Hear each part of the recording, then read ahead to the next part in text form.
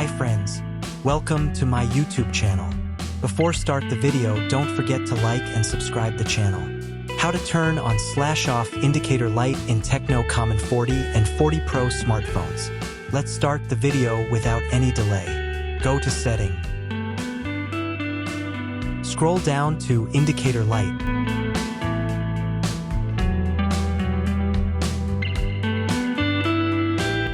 Turn on it. More options shown here on which notification you need to turn on indicator light. Turn on options as your need.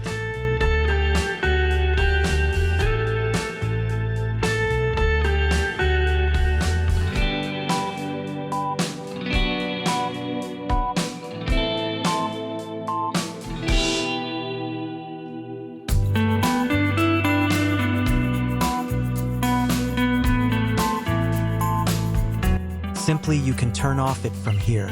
Inform us whether this video is useful for you or not. Thanks for watching the video. Don't forget to like and subscribe the channel.